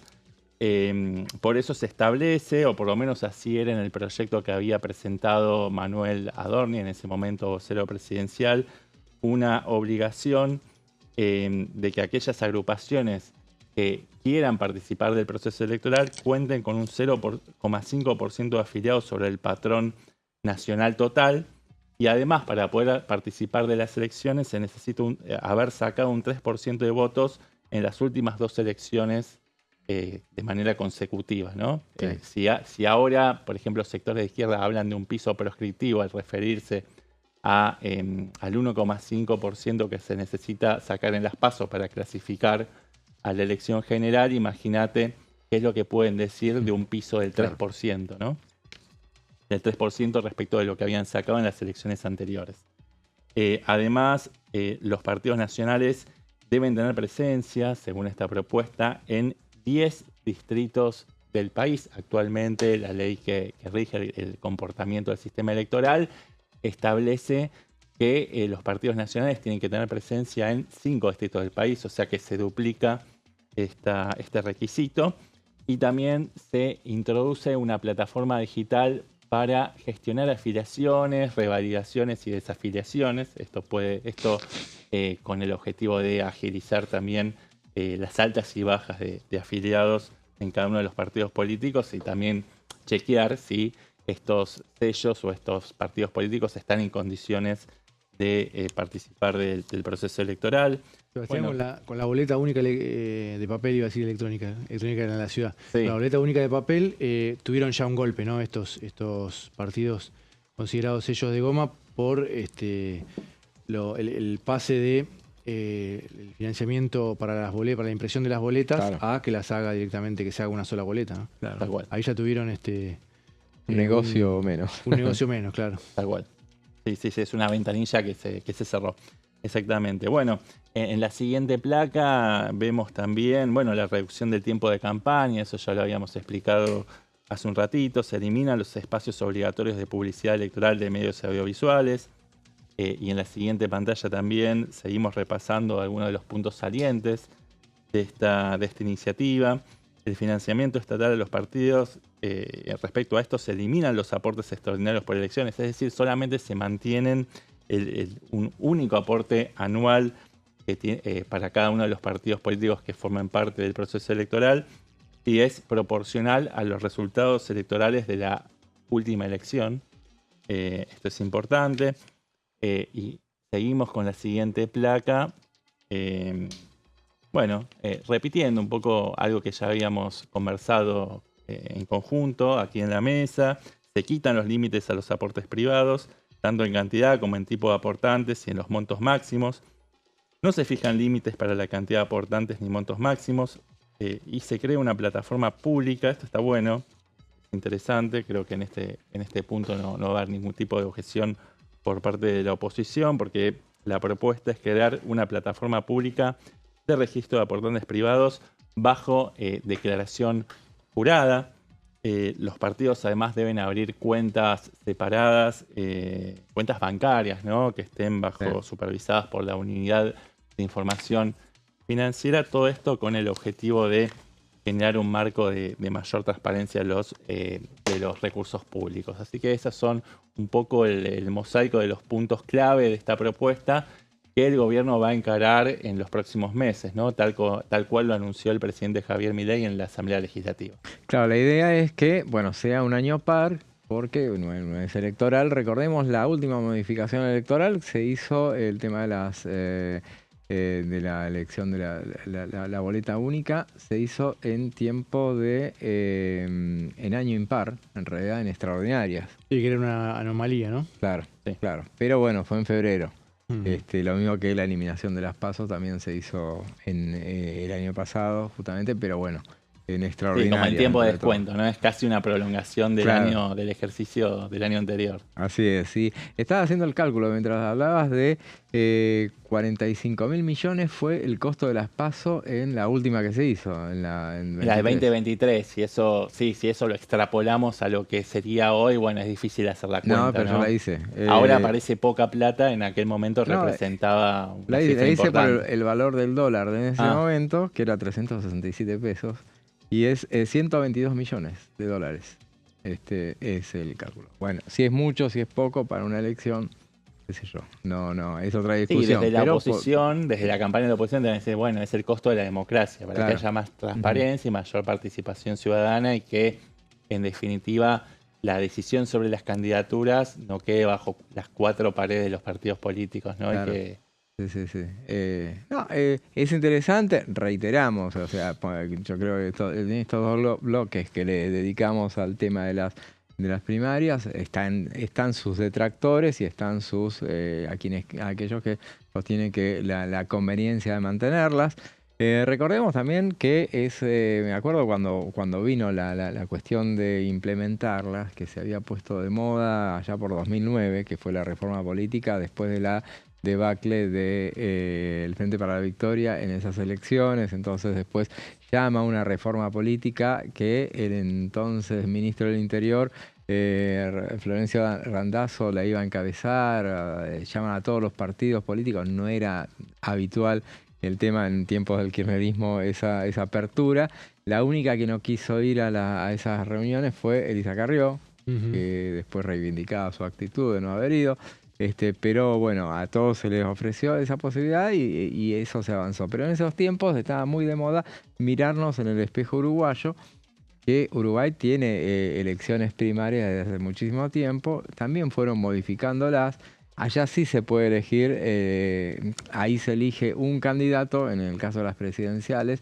Creo que ahí es solamente para las presidenciales, no sé si es para las legislativas como acá es para todas las elecciones, pero allá se puede después unificar candidatos. El ganador y el perdedor van juntos, o sea, no necesariamente es lo que terminaría sucediendo acá. Acá se hizo de alguna manera en esa elección tan perniciosa que fue para Juntos por el Cambio, la competencia entre Patricia Bullrich y Horacio Rodríguez Larreta. Después se trató de forzar una unificación, a ver si encarrilaban un poco más la elección, que ya habían perdido las elecciones, en las PASO habían salido tercero, y se trató de encarrilar eso cuando dijo, Patricia Burrich eligió a Rodríguez Larreta como su futuro jefe de gabinete si ganaba. Sí, era demasiado tarde, ¿no? Ya se había derramado demasiada sangre en el camino. Sí. Pero bueno, en ese caso, siempre uno dice, el gran error de Juntos por el Cambio fue hacer la elección para todo. O sea, ahí lo que algunos de Juntos por el Cambio decían lo que teníamos que haber hecho. Por ejemplo, en Córdoba decían eso, que ahí no se habían puesto de acuerdo con las listas y habían competido también con listas separadas.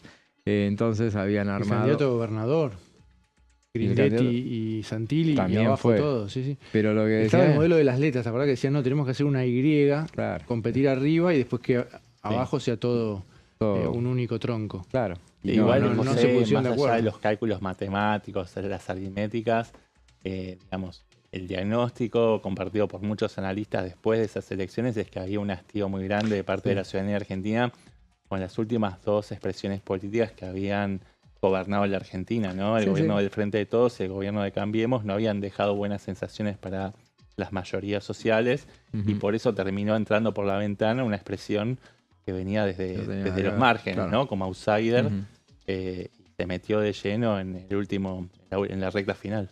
Claro, pero independientemente de eso, que está absolutamente cierto, el tema de que no podés tener la consecuencia de Juntos por el Cambio fue que después tenías a una mitad o menos que se había enojado porque había perdido y ya directamente no colaboró en nada de la elección porque fue tan sangrienta esa interna que después tuvo esa consecuencia. Pero bueno, datos para tener en cuenta. El tema de las primarias, la derogación eventual de las PASO, es el debate que viene. Ahora vamos a una breve pausa y después seguimos con más en comisión.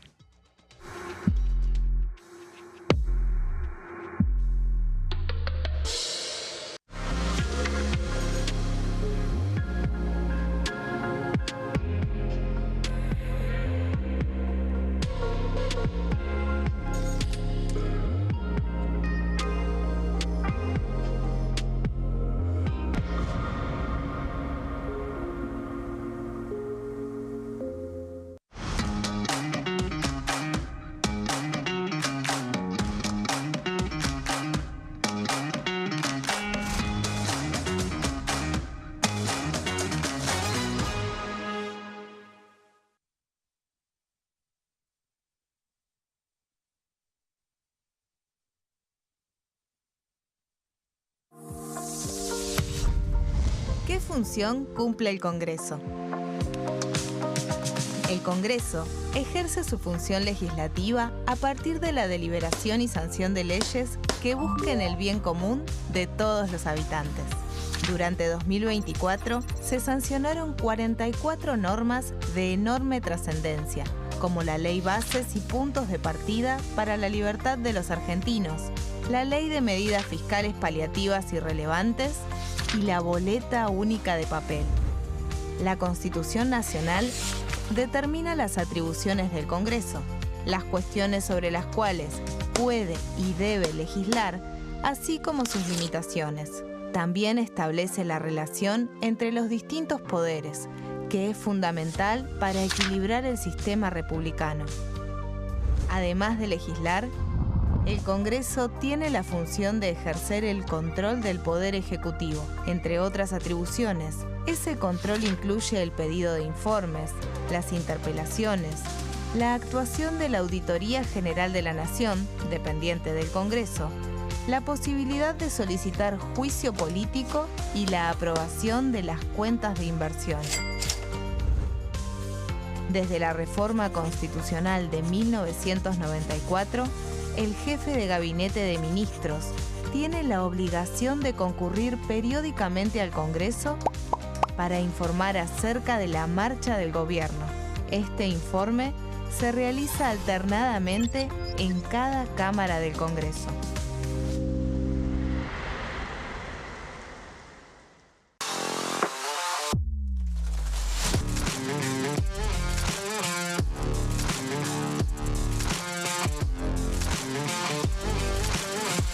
Orden del día, de lunes a viernes, 11 horas. El sarampión es una enfermedad viral altamente contagiosa. Que no juegue con tu hijo. Puede poner en riesgo especialmente a menores de 5 años no vacunados. Ante la aparición de fiebre y manchas rojas en la piel, consulta de inmediato con un médico. La vacuna es la única forma de prevenirlo y es parte del calendario nacional de vacunación. Es segura, gratuita y está disponible en vacunatorios, centros de salud y hospitales públicos del país. Vos ya tenés esta vacuna, dásela a tus hijos.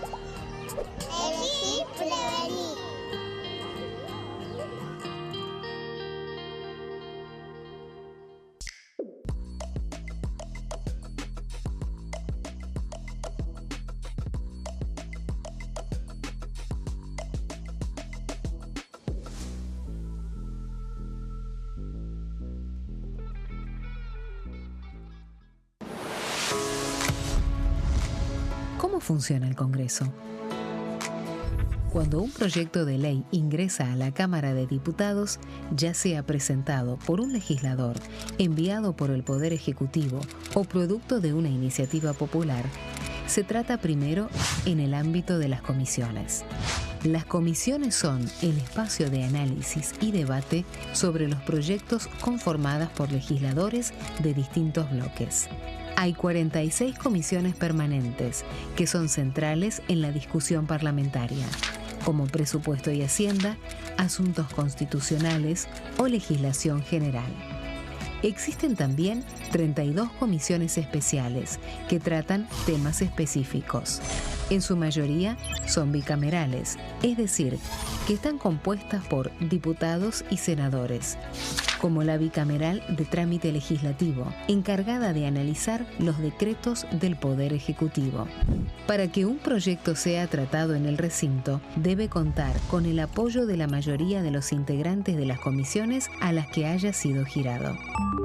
Al finalizar una reunión de comisión, se dictamina sobre la pertinencia de tratar el proyecto en el recinto. El dictamen puede plantear la aprobación del proyecto o su rechazo.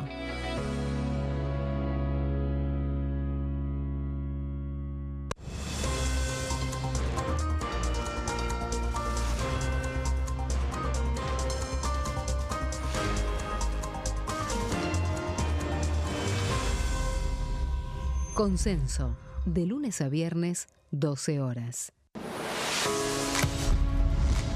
¿Cómo funciona el Congreso?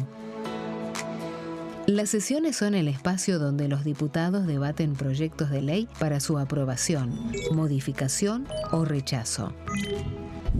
En una misma sesión pueden tratar varios proyectos de ley. Las sesiones ordinarias comienzan el 1 de marzo, cuando el presidente de la Nación inaugura el periodo ante la Asamblea Legislativa y se extiende hasta el 30 de noviembre. El Poder Ejecutivo puede convocar a sesiones extraordinarias o prorrogar las sesiones ordinarias. La sesión es dirigida por el presidente de la Cámara de Diputados, que administra el uso de la palabra y las distintas instancias del funcionamiento.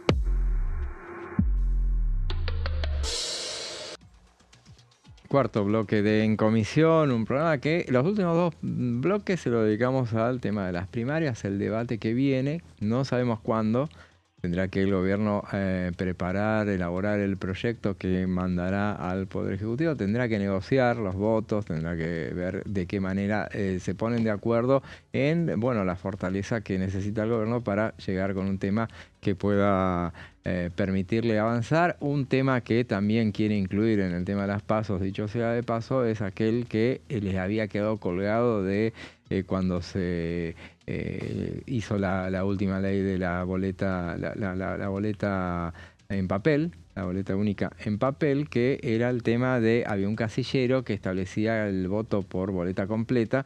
En ese momento, justamente la única manera de descajonear el proyecto en el Senado fue permitiéndole a una propuesta de la entonces senadora por Río Negro, Mónica, me recordaron el nombre, Silva, en ese momento, para, bueno, sacar ese casillero, porque los partidos provinciales no quieren saber nada de las PASO en general y de ese casillero en particular. Sobre todo para las legislativas, ¿no? Claro. Que, bueno, no, perdona, las ejecutivas, presidenciales. claro. Porque ellos presentan candidatos ahí a van con boleta corta. Ahora no tiene representación Río Negro. Claro. Ni en el Senado ni en diputados, así que... Ni siquiera eso le alcanzó como para evitar la debacle, pero se puede quedó. cambiar, claro, pero puede cambiar la composición de los votos, ¿no?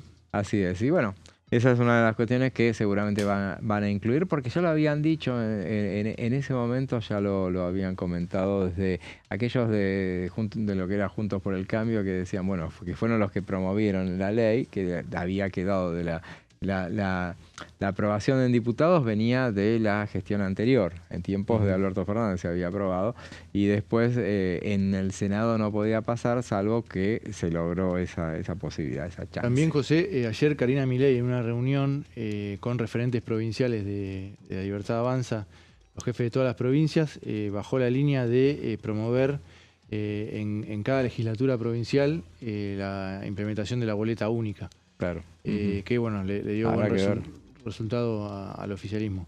Es un tema de debate no acá, en cada legislatura provincial. Es difícil sobre todo porque todos los gobiernos, ahí sí es transversal, todos los gobiernos de esos lugares no quieren saber nada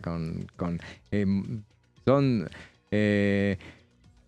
el sistema que gana no se toca para ellos. El status quo no se toca. Que gana no se toca. Claro, entonces imagínate que le pongas cualquier anomalía, los alteri menos en una elección como la que viene, en la que se sienten desafiados por el poder central. Recordemos, hoy lo escuchaba Lilia de Moine, que aparte de tirarle cañonazos a la vicepresidenta de la Nación y a su colega Marcela Pagano, dijo, entre otras cosas, que había que ir por la modificación de la reforma política, todo eso.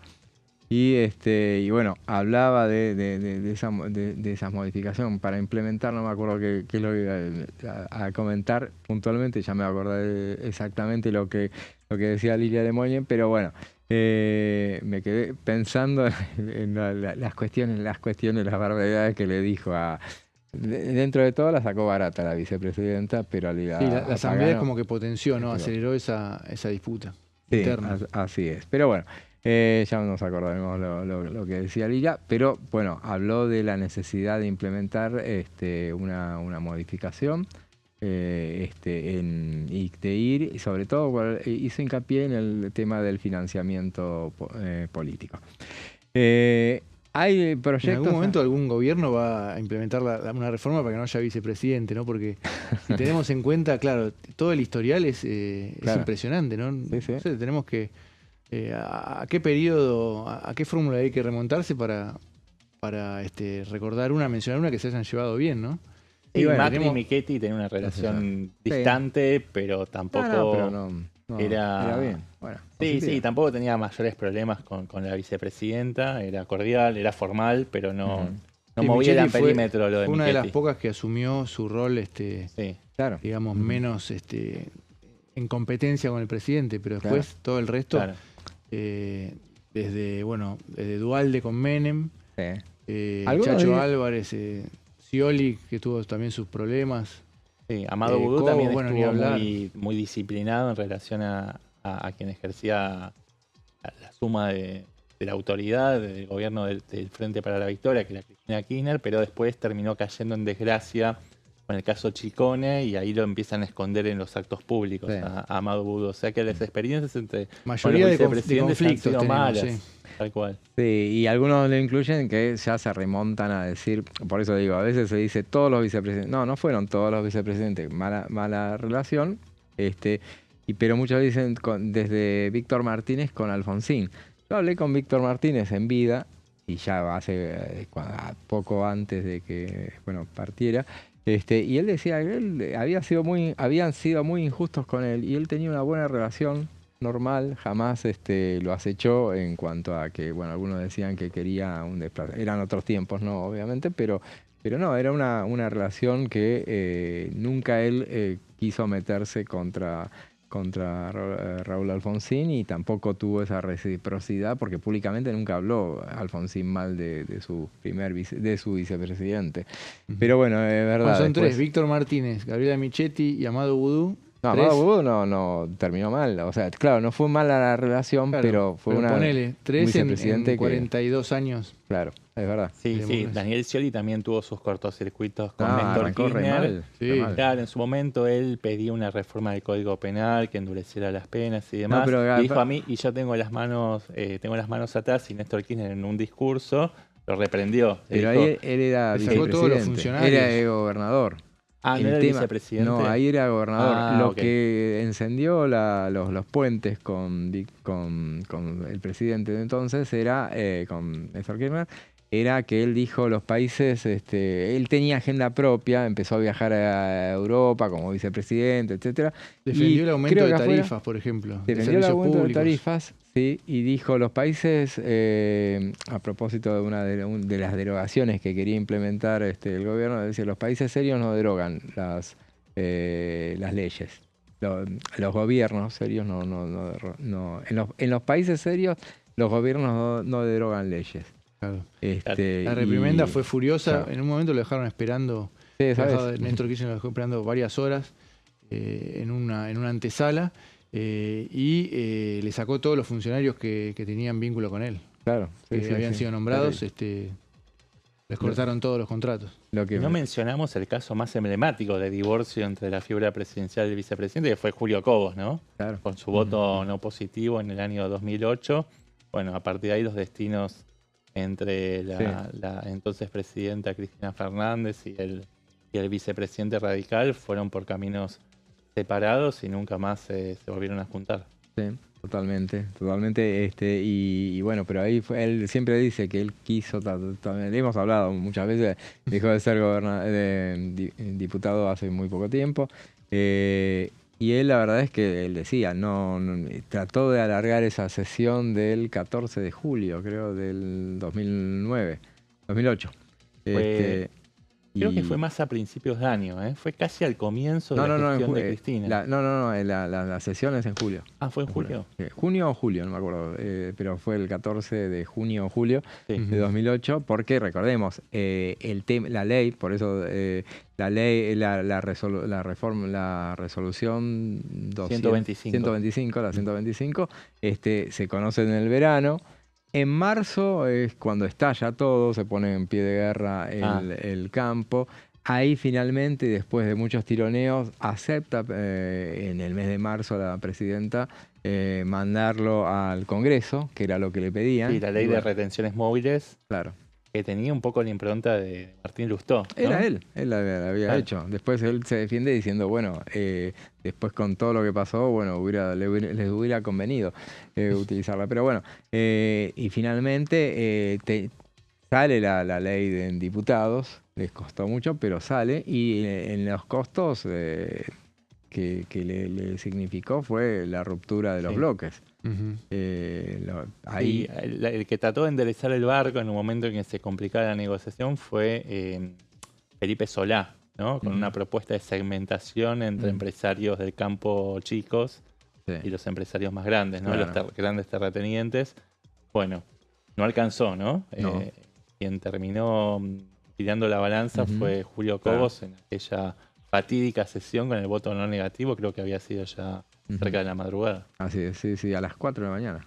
4 de la mañana, 4:20, para hacer, ¿cómo olvidarlo? Él quiso demorar la votación, claro. no va de su voto, pidió un cuarto intermedio, Pichetto le decía, bueno, no, ya está. Pues Pichetto ahora. tenía letra de Néstor Kirchner, estaba en línea directa y Néstor Kirchner le decía que no era presidente en ese momento, pero era quien mandaba, y le decía, no, bueno, vamos ahora, terminemos lo que todos le decían, lo que tengan que hacer, lo hacemos ahora. Y en ese momento terminó votando de la manera que lo hizo. El presidente no fue la única vez, después recordemos el 82% móvil también desempató esa votación del lado del gobierno, en contra del gobierno. En los títulos iniciales, porque ya se empiezan a presentar proyectos, ya se empezarán a armar las comisiones para debatirlos. Y hay un proyecto que lo mencionamos al principio del programa como uno de los temas del día, porque es un proyecto de la oposición, de Pablo Juliano, que forma parte del Interbloque Unidos, y es un proyecto de ley para crear un régimen integral de protección animal, que viene a cuento de porque mucho se ha hablado en este tiempo, muchos pensaban, a mí me parece que es una respuesta, un correr por derecha al gobierno, porque recordemos cuando llegó Javier Milei al poder, que teniendo en cuenta su reconocido amor por los animales, los perros en general, de entrada nomás, en los primeros meses de gestión, se hablaba de impulsar una iniciativa a favor de las mascotas, ¿no? A favor de los animales en general, del la buen ley Conan, trato. ¿no? En ese momento, claro, la impulsó Damián Arabia, que en ese momento él propuso una iniciativa de esas características. Me llamó siempre la atención que no se haya avanzado con ese tema. Me parece que hay mucho reparo del interior de los gobernadores que siempre juegan tanto, o sea, del interior, de los legisladores del interior, porque eso alcanza, por ejemplo, cuestiones como la doma, el tema o sea, muchos advertirían sobre lo que representaría una iniciativa que se haga del AMBA, un proyecto del AMBA. Entonces, que termine siendo un proyecto que no tenga en consideración, por ejemplo, que en el interior, bueno, la doma no está mal vista, y determinadas otras cuestiones a lo mejor.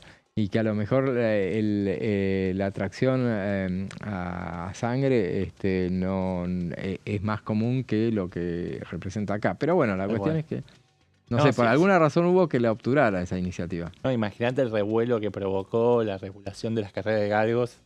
Y eso generó semejante controversia.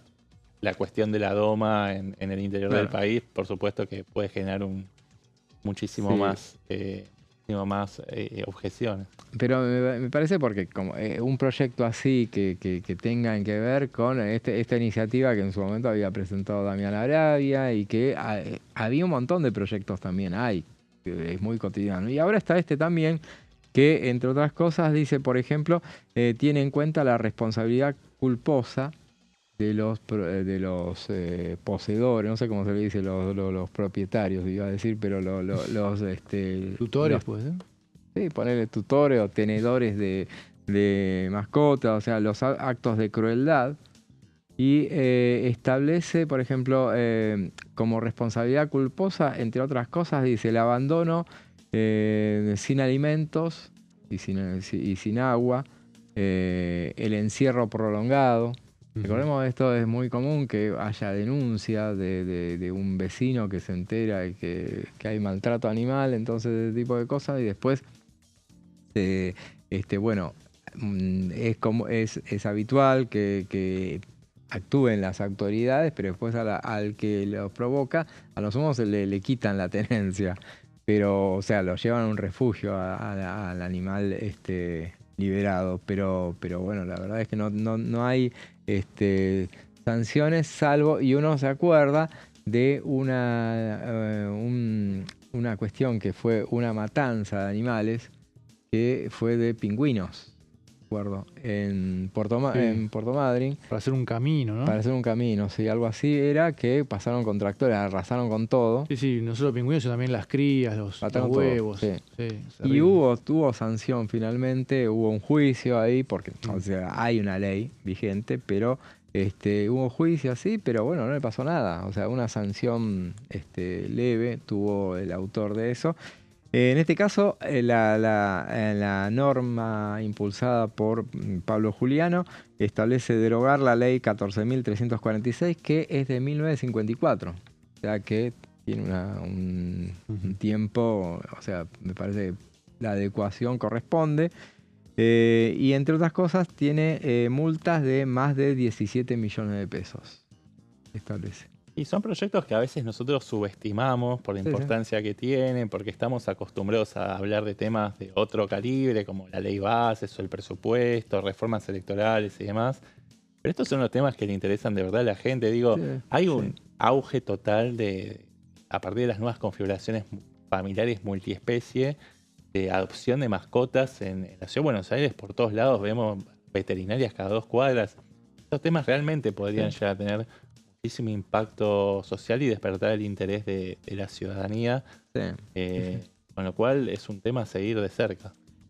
Digo, porque me llama la atención, insisto, que aquella vez cuando Damián Arabia lo propuso ese proyecto, se le había dado muchísima atención, sobre todo por el nombre que le habían puesto, Ley Conan, y en realidad era mucho más abarcativa, y aquella oportunidad hicieron la referencia de que tuvieran en cuenta una visión que fuera más amplia, más federal, y que tuvieran en cuenta las costumbres ahí. Ojalá que las tengan en cuenta, pero que avancen con esta iniciativa, como dice Sebastián. O sea, tendría muchísima atención y muchísimo interés de parte de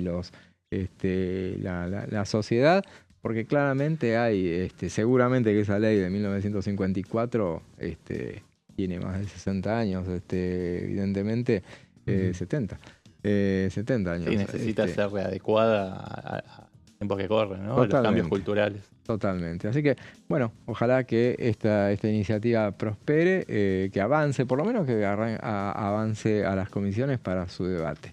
¿Qué comisión debería discutirla, ¿no? Porque no... Y de legislación general, me parece, de justicia también, porque por las penas. Presupuesto no, porque no tendría... No me mandaría, ¿no? Costo. Bueno, esas dos me parece que... Sí, asuntos constitucionales no tiene nada que ver. Familia, por lo que dice Sebastián, de las nuevas composiciones. Sí, es un poquito forzado, pero podría llegar a ser. Pero no le den muchos giros, porque si no se va... Claro, se va a empantanar. Se va a empantanar. Pero ojalá que le avance. Lo que pasa es que acá lo impulsa un opositor.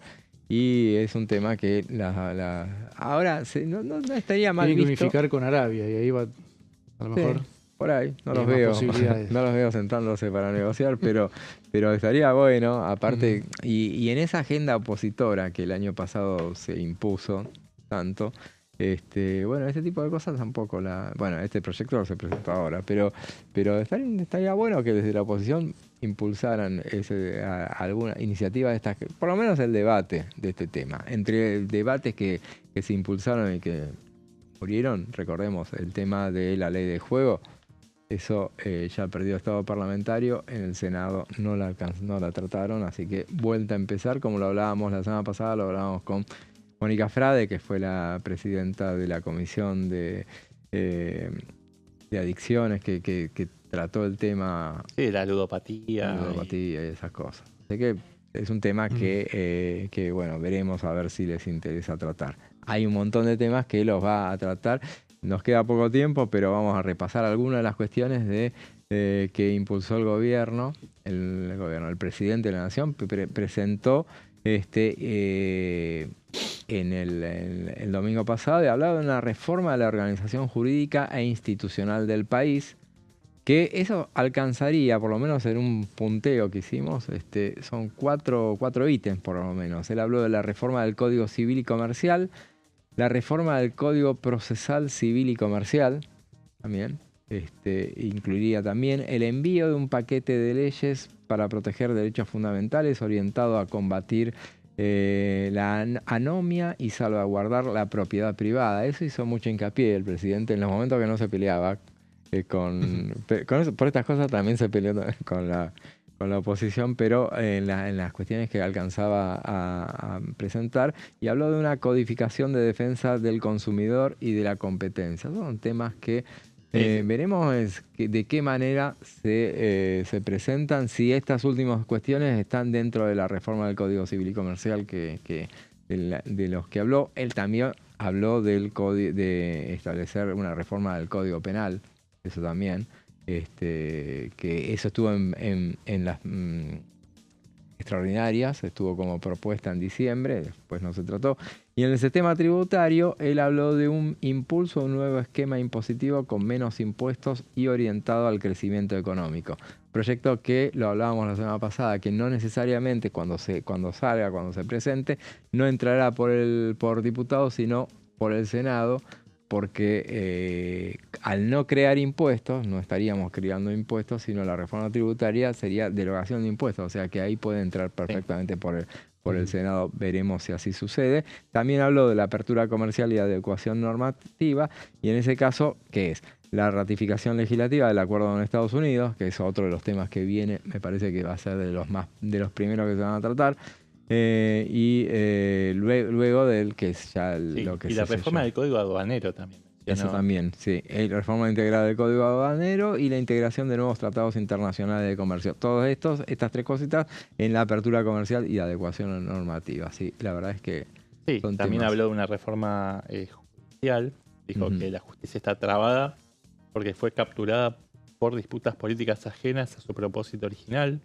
Claro. Bueno, la reforma electoral y del régimen de los partidos políticos, de la que ya hablamos en abundancia en los bloques anteriores.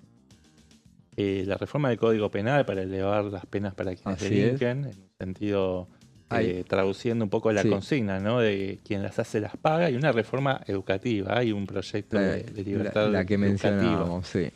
Pero bueno, son temas que iremos analizando, ¿no? a lo largo de este año. Ahora nos quedamos sin tiempo. Martín, gracias. Gracias a vos, José. Buenas tardes. Gracias, Seba. Gracias, José. Y gracias a ustedes por estar del otro lado. Nos volvemos a ver mañana a partir de las 14. Y ahora los dejamos en compañía de Amanda Alma, Fernando Fraquelli y sus pasos perdidos. Hasta mañana.